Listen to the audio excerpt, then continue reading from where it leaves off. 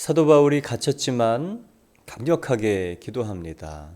오히려 본인이 가서 권면하고 또 에베소 성도들을 상담하고 또 말씀으로 대면하여 줄 수 없는 가르침에 대하여 오히려 강력한 기도를 하게 됩니다.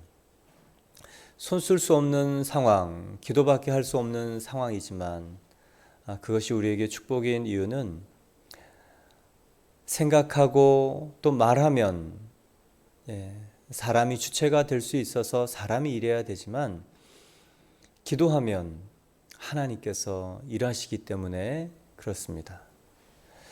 사람이 일하는 것과 하나님의 일하는 것의 차이 너무 다르죠. 하나님이 일하시도록 하는 것, 하나님의 뜻대로 기도하는 것입니다. 그래서 어제 본문에 예수님께서 내 이름으로 기도할 때 무엇이든지 원하는 대로 구하라 라고 말씀하신 내 이름으로라는 이 세 가지의 의미를 무릎으로 사는 그리스도인이라는 책에서 조금 설명을 드렸습니다. 내 이름으로라는 첫 번째는 그리스도의 대속의 피를 힘입어 라는 뜻입니다. 그래서 원죄에 대한 깨달음이 있는 사람의 기도를 들으신다라는 것이고, 두 번째, 내 이름으로란 마태복음 28장 18절 19절 하늘과 땅의 모든 권세를 가지신 바로 그 분, 그리고 로마서 8장 15절 그 예수 그리스도로 인하여 하늘에 부여한 모든 권한과 또 상속권이 우리에게 있다라는 것을 믿고 기도하는 것이 내 이름으로 하는 두 번째 기도입니다. 세 번째, 내 이름으로 기도하라라는 것은 예수 그리스도의 이름, 예수 그리스도의 뜻, 예수 그리스도의 성품에 맞는 기도를 하라라는 뜻이었습니다. 그래서 우리의 욕심이 아닌 주님이, 예수님이 원하시는 그분이 하실 만한 그분의 뜻대로 기도할 때 응답하신다라는 것이었죠. 사도 바울은 간절히 성도를 위해서 오늘 본문에 기도를 하고 있습니다. 예수님의 그 은혜, 예수님의 그 이름에 대한 구약적 표현으로 이렇게 기도하는 것이죠. 하늘과 땅에 있는 모든 족속에게 이름을 주신 하나님을 인하여 기도한다. 존재를 시작하게 하신 분, 이름은 존재이고 운명입니다. 존재와 운명을 부여하시고 인도하시는 그분, 주권자이신 것이죠. 그리고 그 주권자께서 우리에게 신약에 새로 주신 그 주권자 예수님의 이름으로 기도할 때 저 여러분 정말 하나님께서 일하심을 볼 수 있습니다. 오늘 그 네 가지 기도의 첫 번째가 참 마음에 많이 와서 닿습니다. 첫 번째 기도는 16절에 있습니다. 그의 영광의 풍성함을 따라 그의 성령으로 말미암아 너희 속사람을 능력으로 강건하게 하시오며, 하나님의 영광의 풍성함으로 그리고 성령의 충만하신 방법으로 우리에게 속사람의 능력을 강건하게, 속사람이 아주 단단하고 야무지고 그리고 굳건해지길 바란다라는 이 첫 번째예요. 이게 성장의 첫 번째입니다. 거듭난 사람의 성장의 첫 번째예요. 속사람이란 무엇이냐? 말씀과 성령으로 거듭난 영혼, 이 내면의 사람, 그래서 이너빙이라고도 하고 이너맨이라고도 합니다. 이 속사람이죠. 성경에는 한 사람을 여러 표현으로 합니다. 옛사람, 새사람, 속사람, 겉사람. 왜 이렇게 사람에 대한 다양한 표현이 있는가? 하나님은 참 사람에 대한 관심이 많구나.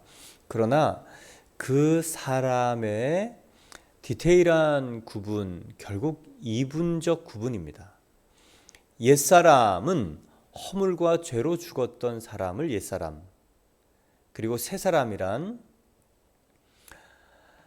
말씀과 성령으로 새롭게 태어난 거듭난 사람을 새 사람이라고 합니다. 그리고 그 새 사람의 내면, 그것을 속사람이라고 하죠. 또 겉사람과 대비해서 속사람을 보면 이 속사람은 거듭난 영혼, 그래서 하나님께 반응하는 사람이고요. 겉사람은 진짜 이렇게 겉사람입니다. 시간과 공간에 지배받는 사람. 그래서 사도 바울이 고린도후서 4장에 보면 겉사람은 날로 후패해지지만, 겉사람은 날로 늙어가지만, 또 부패해가지만 속사람은 날로 강해진다라는 표현을 하는데, 그렇게 겉사람은 시간과 공간의 제약을 받는 사람, 다시 말하면 세상의 지배를 받는 사람입니다. 그래서 겉사람의 특징은 늙고 병들고 아프고 죽습니다. 또한 겉사람의 두 번째 특징은 세상적이라는 거예요. 돈으로, 또 명예로, 또 자기의 명성으로, 또 자아 가족, 이게 겉사람의 집중적 포인트입니다.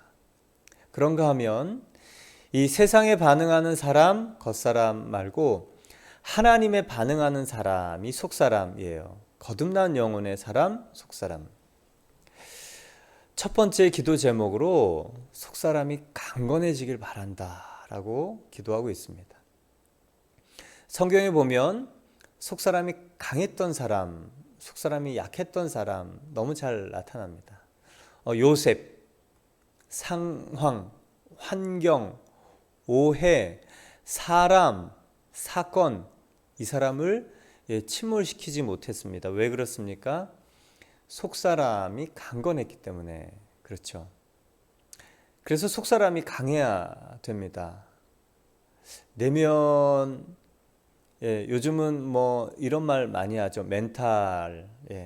멘탈이 유리 같다. 이 정신적인 부분까지입니다. 그럼에도 불구하고 정신의 이 강함이 너무 중요하다는 세상의 이 가르침이죠. 근데 성경은 속사람, 이 정신을 넘어선 영적인 사람이 강건해야 된다라고 얘기를 합니다. 그래야 하나님께 반응하기 때문이죠. 성경에는 속사람이 부실했던 사람이 있습니다. 그 사람 굉장히 겉사람은 아주 탁월했어요. 외모도 준수했고 남보다 키가 한 자나 더 커서 머리 위에 머리가 있을 만큼 이 키가 컸던 사람입니다. 그런데 이 사람은 그 모든 것을 가졌던 왕임에도 불구하고 한 사람 때문에 몰락합니다. 사울이 죽인 자는 천천히요, 다윗이 죽인 자는 만만이라. 이 딱 한 소리에 몰락해 가는 것이죠. 이유는 하나입니다. 속사람이 부실했기 때문에. 사울은요, 키도 컸고요, 준수했고요, 왕이었고요, 모든 병력을 다 동원할 만큼 가지고 있었어요. 그리고 초창기의 사울은 사람들의 마음에 그 불을 넣어서 거룩한 전쟁, 이 성전, 이 싸움을 할 만큼 사람들의 그 세를 규합할 수 있는 굉장한 논리와 명분과 열정의 사람이었어요. 그 사람은 아주 대단한 그 인간적인 기질이 탁월했던 사람입니다. 그런데요, 한순간에 몰락해요. 사울이 죽인 자는 천천히요, 다윗이 죽인 자는 만만이라. 한 사람 때문에 망합니다. 근데 한 사람 때문에 망한 것이 아니고요. 사실은 사울 내면이 허술했기 때문에 그렇습니다. 이 사람 씨름, 사람 시험 못 이기는 거죠.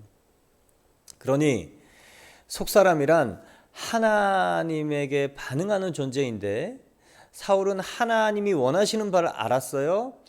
방법도 알았어요. 그런데 자신을 못 이깁니다.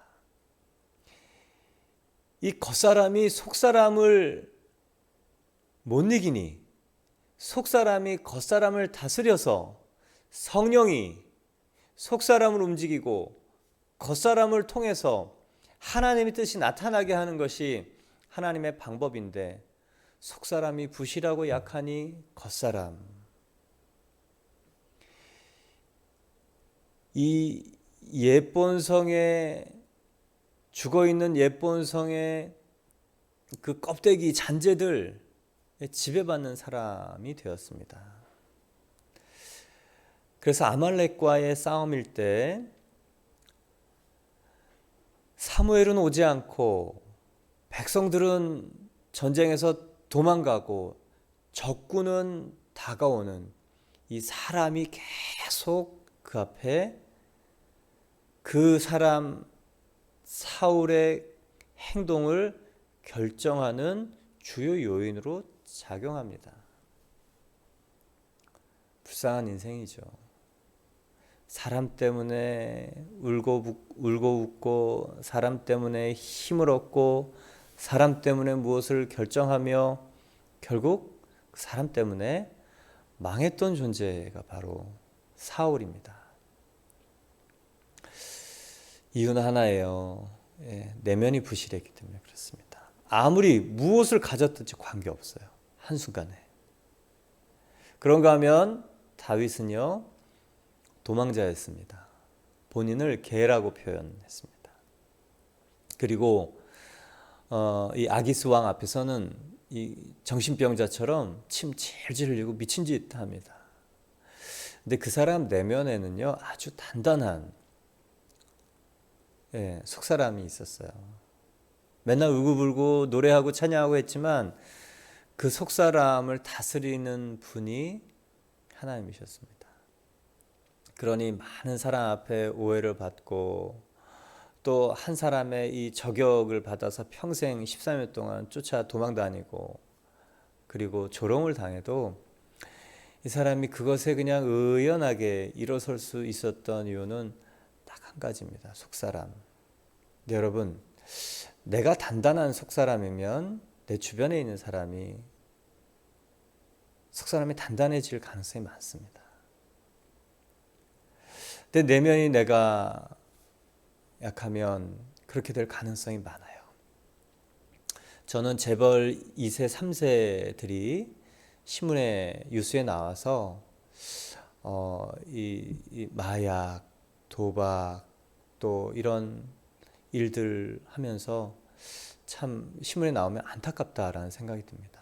그 많은 그 부, 재산, 그리고 명예, 이 출세, 결국 그것이 우리에게 중요한 자존감의 근거가 아니라는 것과 부모가 정말 물려줘야 되는 것이 무엇인가,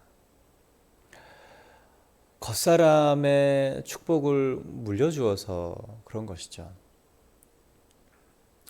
그 겉사람의 이 축복이 속사람의 이 준비를 통해서 쓰여질 수 있다면 더할 나위 없습니다. 그러나 이 세상이 전부인 사람이 만들어내는 그 2세, 3세에는 이 세상 겉사람에 반응하는 사람, 내면이 부실한 사람이죠. 그래서 참 안타까울 때가 많습니다. 여러분, 속사람, 오늘 여러분이 정말 강건해지기를 바랍니다. 그 속사람이 어떻게 강건해지는가가 두 번째 기도입니다. 두 번째 기도는 17절입니다. 믿음으로 말미암아 그리스도께서 너희 마음에 계시게 하시옵고. 그리스도가 우리의 마음에 계시면 속사람이 강건해지는 거예요. 그런데 어떤 모습으로 계시는가가 중요합니다. 손님으로 계시는가? 잠깐 오셨다 가시는 손님인가?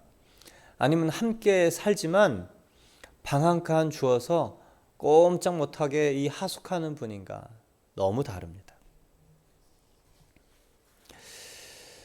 우리의 속사람은 예수님이 우리의 속 마음의 주인 되실 때 우리 속사람이 강건해집니다. 누구라도 마찬가지입니다. 그래서 거듭나야 되는 것이죠. 그 예수님을 주권자, 이 구원자와 주인으로 모셔야 되는 것이죠. 그것이 바로 예수님의 주되심의 축복입니다. 속사람을 어떻게 강건하게 할 거냐? 말씀을 알아요. 기준을 압니다. 사울도 사울 왕도 알았어요. 기도합니다. 그런데 결정적으로 말씀과 기도를 했지만 자기 부인이 안 되는 거예요. 자기가 주인인 거죠. 말씀의 기준, 기도의 간구, 그러나 자기 부인이 안 되는 자기가 주인인 인생을 살아가는 예수님이 이 안에 주인이 아니시니 아는 말씀, 괴로움, 번민이 됩니다. 여러분, 어떻게 속사람이 강건해지는가? 딱 하나예요. 날마다 자기 십자가를 지고 자기를 부인하고 자기 십자가를 지고 나를 좇을지니라. 세상이 침몰시키지 못할 사람. 네. 무슨 일이 생겨도 괜찮습니다. 나는 왜 이렇게 내면이 허약할까? 다른 질문을 할게요. 내 인생의 주인은 예수님이신가? 세상인가? 내 인생의 주인은 병인가? 예수님인가? 내 인생의 주인은 내 상황 컨디션인가? 예수님인가? 내 인생의 주인은 자녀인가? 예수님인가? 순서가 바뀌면 인생은 곤두박질 칩니다. 그래서 사도 요한이 이렇게 얘기했습니다. 내 영혼이 잘되고 범사가 잘되고 강건하기를 바란다.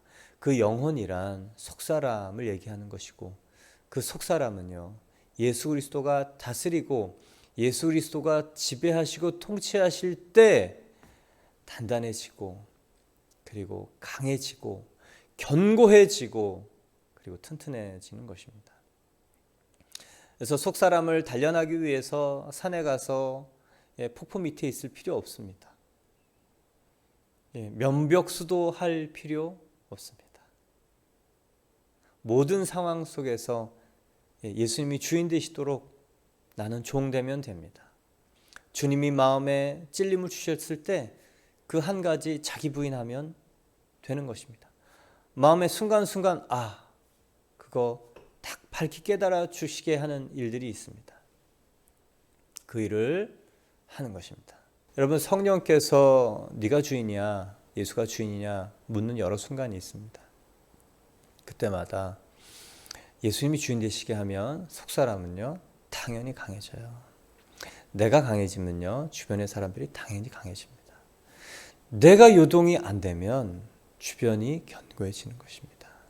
평화는 전해져요. 인간은 영적 존재이기 때문에 그렇습니다. 그래서 돈으로, 명예로, 또 무엇으로 그 사람이 견고한 인생이 될 수가 없는 거예요. 자, 그렇습니다. 예수 그리스도가 우리 마음 가운데 계시게 하옵시고 그냥 계시면 안 돼요. 사도 바울의 계시옵고의 이 계시옵고는 주인으로 계시는 거예요. 다스림의 자예요.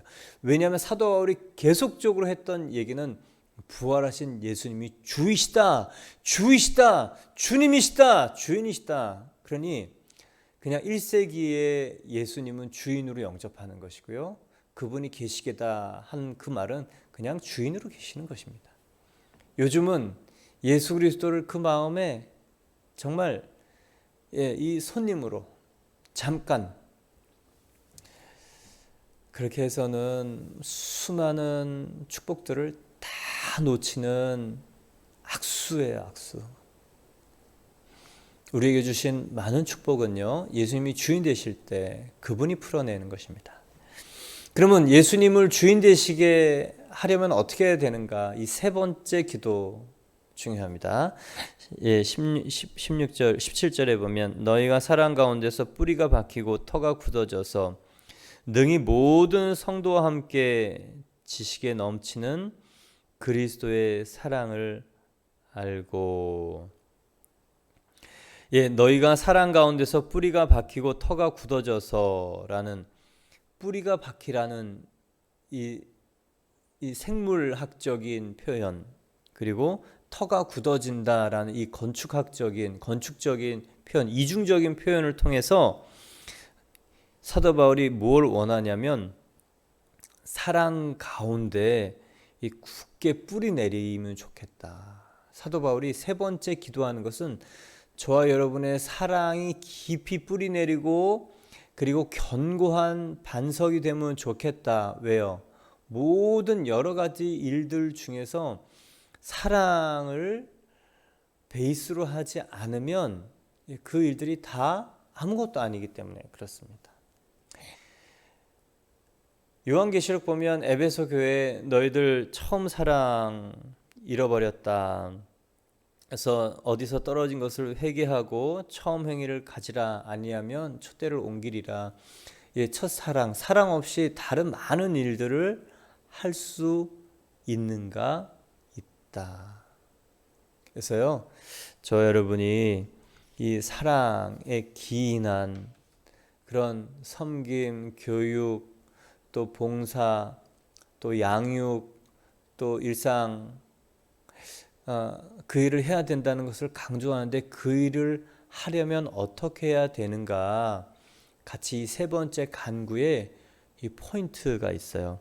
그리스도의 사랑을 알고 그 너비와 길이와 높이와 깊이가 어떠한 것을 깨닫기를 바란다예요. 속사람이 강건해지길 바란다. 두 번째는 그리스도가 계시길 원한다. 주인으로 계시길 원한다. 세 번째는 사랑하기를 원하는데 그 사랑은 그리스도의 사랑의 너비와 그리고 길이와 높이와 깊이와 높이를 알아야 우리 이 그리스도인의 사랑이 생성된다라는 거예요. 예수 그리스도가 주인 되시려면, 그리고 우리 안에 사랑이 있으려면 예수 그리스도의 사랑의 너비를 알아야 됩니다. 너비가 어느 정도인가? 예수님이 십자가에서 이렇게 죽으신 만큼 모든 인류를 다 안고 죽으신 그 넓이가 예수 그리스도의 넓이, 사랑의 넓이죠.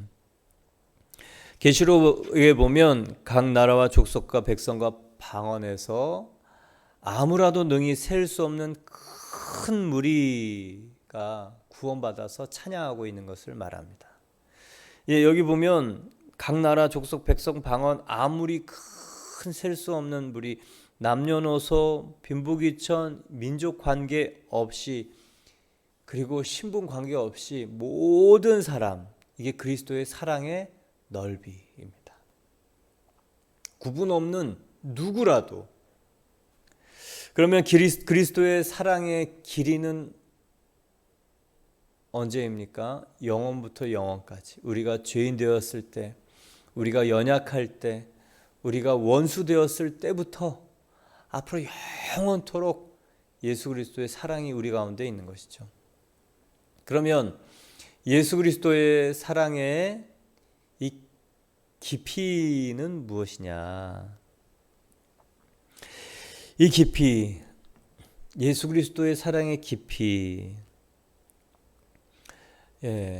하늘에서 내려오신 깊이, 그리고 신이 인간의 몸을 입은 깊이, 또 종의 형체를 가진 깊이, 또 이 수월에까지 내려간 깊이. 성경에 보면 이 구덩이에 이렇게 들어간 사람들이 좀 있죠.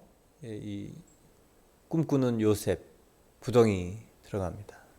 그리고 예레미야도 구덩이에 던져집니다. 그런가 하면 더 깊이 내려간 사람이 있죠. 이 물고기 뱃속까지 내려간 사람이 있습니다. 근데 예수님은요, 이 음부, 수월, 인간을 위해서 그 깊이까지 내려가셨습니다. 그러나 거기에 머물고 거기에서 끝나는 것이 아니고 다시 살아나신 것이 예수님의 사랑의 깊이이죠. 예수님은요, 하늘에서 이 천한 이 인간의 육신 그리고 인간의 받아야 할 저주의 깊이까지 내려가신 것입니다. 그리고 예수 그리스도의 사랑의 높이, 어디까지 그 사랑이 있으신가? 하늘까지, 보좌가 있는 하늘까지. 그래서 보좌에서 통치하시면서 지금도 우리를 사랑으로 섭리하시는 그 사랑의 높이가 예수 그리스도의 높이입니다. 사랑의 높이입니다. 그러니 예수 그리스도로 말미암아 속사람이 강건해지려면, 예수님이 다스려야 되고 예수님이 주인 되시려면 예수 그리스도의 사랑을 알아야 되는 것이죠. 예수 그리스도의 사랑의 정점은 무엇입니까? 십자가에서 죽으심이죠. 그래서 이 십자가 사랑을 깨닫지 못하면 예수님이 주인 되실 수가 없고, 예수님이 주인 되시지 않으면 속사람은요, 태어난 사람, 이 영적으로 거듭난 영혼이 태어난 다음에 자라지 않으면 얼마나 부모가 안타깝겠습니까? 속사람이 부실하고 또 자라지 않고 불균형하게 자라고 그러면 아픈 거죠. 근데 예수님이 주인 되실 때 이 속사람이 어린아이에서 장성한 분량까지 성장해 가는 것입니다. 그러기 위해서는 예수 그리스도의 십자가의 사랑을 깨달아야 돼요. 십자가의 사랑을 깨달으려면 결국 원죄를 깨달아야 됩니다. 어찌할 거의 체험이 있어야 됩니다. 천국은 하나님 나라의 복음의 시작은 회개를 통해서 들어가는 거예요. 원죄에 대한 동의로는 십자가의 사랑도 동의로 끝납니다. 주인 되시게 해야 되는 지식으로 끝나요. 그러면 속사람, 멘탈, 영혼의 이 두께 얇은 이 방막 같은 이것으로는 아무것도 할 수 없습니다. 근데 사도 바울이 18절에 그리스도의 사랑을 어떻게 알기를 바라는가 이렇게 써놨는데요. 지식에 넘치는 그리스도의 사랑을 알고 이렇게 써 있어요. 지식을 초월한 그리스도의 사랑을 알기를 바란다 해요. 1세기 당시에 이 지식을 중요하게 생각하는 그노시스 학파, 영성학파죠. 이 사람들은 지식을 추구해서 예수 그리스도를 알려고 도달했던 사람입니다. 거듭나지 않으면 지식으로 예수님을 충족시키고 싶어 해요. 그런데 그것으로는 예수님의 사랑을 알 수 없습니다. 그래서 사도 바울이 지식 초월해서 지식이 예수 그리스도에 대한 지식이 예수 그리스도의 사랑을 알게 하는 것이 아니고 이 그노시스 지식이 아닌 예수 그리스도의 사랑, 십자가의 사랑이 예수 그리스도를 알게 한다. 그리고 그분을 주인 되시게 한다라고 얘기합니다. 너무 맞는 말이에요. 목회 현장에서 많은 분들 보면 결정적인 순간에 자기 부인이 안 되는 분들을 봐요. 굉장히 성경적인 지식이 탁월합니다. 지적인 욕구가 굉장히 강하죠. 당연히요. 성령은 우리를 목마르게 해서 예수 그리스도를 계속 알게 하기도 합니다. 그러나 거듭남의 체험이 어찌할 거의 체험이 없는 사람은 지적인 접근으로 예수 그리스도를 알려고 할 수밖에 없어요. 중요한 것은요, 거듭남이에요. 중생입니다. 어찌할 거의 체험이에요. 내가 예수를 죽였네. 내가 죽었네. 내가 마귀 자식이네. 원죄로 죽었어야 하네. 이게 깨달아지면요, 지식의 많은 그 구슬들이 꿰어질 뿐만 아니라 이해되어집니다. 그리고 지식이 많고 적음 중요하지 않고요, 분명한 성경에서 얘기하는 이 예수 그리스도에 대한 믿음과 사실과 확신이 하나가 됩니다. 믿는 것과 아는 것에 하나가 되는 것이죠. 여러분, 그래서 중요한 것은 십자가를 통과하는 거예요. 십자가를 통과하는 것이란 원죄를 깨닫는 것입니다. 여러분, 영혼의 가슴에 손을 얹고 나는 정말 성령께서 깨닫게 해주시는 죄사함의 경험이 있는가? 이 죽어야 되는 자아에 대해서 저주받은 자아, 이거에 대한 전적인 이 깨달음과 회개가 있는가? 여러분, 여기서부터 시작하는 것입니다. 천국 복음 회개에서부터 시작하는 것이죠.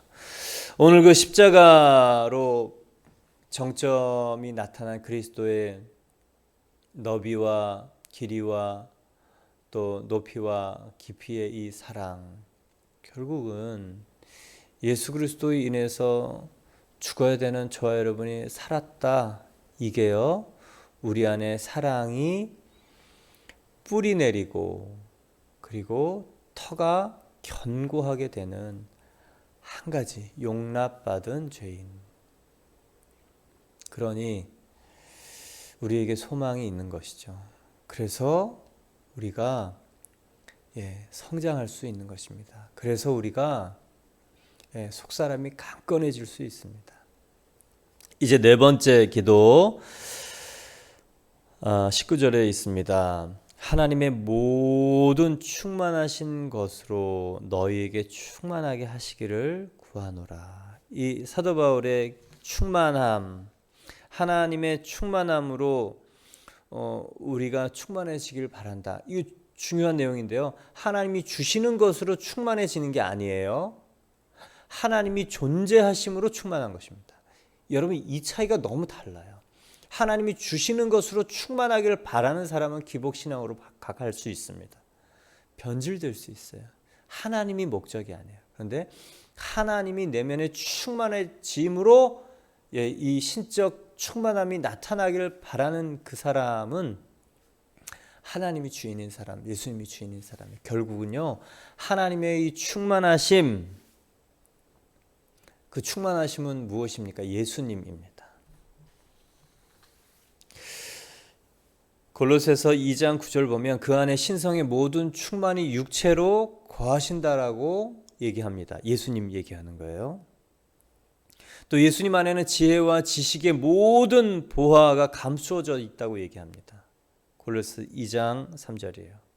또 요한복음 1장 16절에 보면요, 우리가 그의 충만한 데서 받는다라고 얘기를 해요. 하나님의 모든 충만하심을 그대로 동일하게 가지고 계신 분이 누구신가? 예수 그리스도이십니다. 그래서 예수 그리스도를 바라볼 때, 예수 그리스도가 내 안에 주인 되실 때 하나님의 충만함이 내 안에 거하시고 나타나는 겁니다.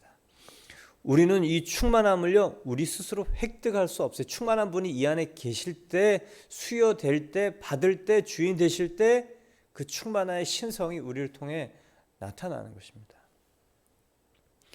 여러분, 죽었다 깨어나도 우리는 누릴 수 없는 축복이 예수 그리스도가 주인 되시는 축복입니다. 그러니 오늘 말씀에 네 가지의 결론을 저한테 내라 그러면 사도 바울의 이 디테일한 기도의 핵심 두 번째에 있다.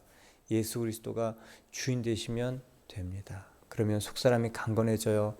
그럼 우리를 부인하고 사랑해요. 그리고 충만함이 이 안에 있어요. 사도 바울이 이 교회, 이 에베소 지역의 전체를 위해서, 그리고 교회를 위해서 하나 교회의 비밀, 이 하늘에 속한 모든 신령한 축복을 각각 성도에게 주시고, 그리고 천국 복음을 선포하며 모든 영혼을 하나님의 자녀가 되게 하고 하나님의 마음을 부어주며, 그리고 천사에게 하나님의 마음이 어떠한 것을 교회를 통해 가르쳐주게 할 수 있는 한 가지는 예수 그리스도가 주인 되시는 것입니다. 여러분, 오늘도 예수님이 주인 되게 하십시오.